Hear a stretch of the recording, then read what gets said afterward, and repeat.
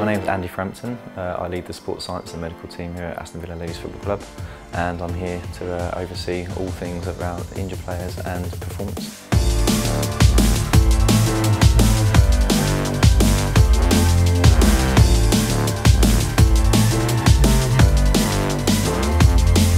Everybody's striving to be in the first team and in that starting 11, so days like this are as important as training, because 90% of football, the game, is about your fitness, agility, speed, power and strength, so I think it is really important. I think the girls really buy into it. Today my job will be to collect some data as well, so I'm going to be knocking in like everybody else, but also making sure everybody knows what they're doing and we're doing things to the highest standards possible. Essentially what we're trying to do is get an overview of where this person is physically in this place and time, and then try and make assumptions as to what their performance is likely to be on the pitch and whether they're at risk of injury, and if so, we'll look to try and do something to address it. It gives us a chance and the coaches to assess whether what we've done in pre-season has actually worked for every individual player, us as a squad, and it also gives us a chance to get a lot of team bonding done during the day. So behind me with the equipment that you can see, they're going to be doing some strength testing, which will be a 5 rep max test, and we're going to be looking at a back squat and a deadlift.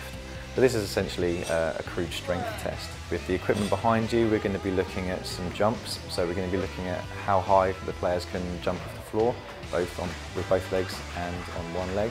We'll be doing a 20-metre sprint test, where we'll look to take measurements from them at 5, 10 and 20 metres. So essentially assessing acceleration and speed. In the performance lab, we're going to be doing a wing gait test, which is a test for anaerobic power and for fatigue. So we're looking at how well the players are able to produce power over a period of time and how much percentage drop off they have in how much power they're producing over a 30-second period.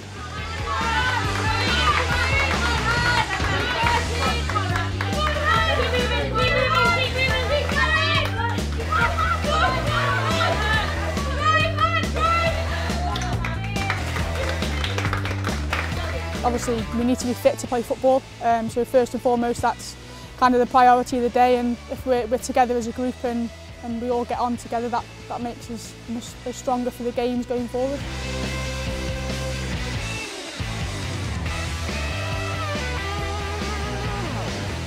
A lot of the tests are going to be looking at how well they're able to control movements and how much strength they're able to produce, and others will be based around sort of how much force they can produce during a task of some description, or their cardiovascular fitness.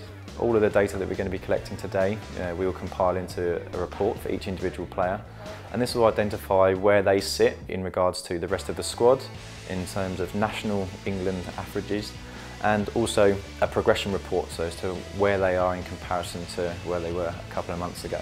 I'd say my fitness personally has definitely improved, whether that's to do with obviously the Villa and also my S&C Masters that I've just done. But I also think as a squad we've got a lot fitter, a lot stronger. Everybody's very committed to what they've got to do with their little programmes and whatnot, so yeah, I think as a team we're a lot fitter. I think fitness is really important to all sports, especially football, because it's a 90-minute game. So no matter how good you are at, with the ball at your feet, you've got to make the runs, you've got to make sure that you can press the opposition, and you've got to keep that intensity up for 90 minutes, so it's vital that the fitness levels are really, really high. Everybody has made dramatic improvements, so I've seen some of the scores from today, and then we can compare them to last time. So I think everyone's been working really hard to make sure that they're in peak condition for the season. The new season is going to be a big one for us, and I'm looking forward to it massively.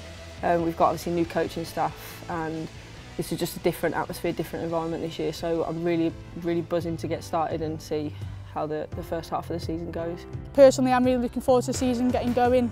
We ended the spring series really well as a squad and individually, and I think we're all raring to go, ready for the 24th of September.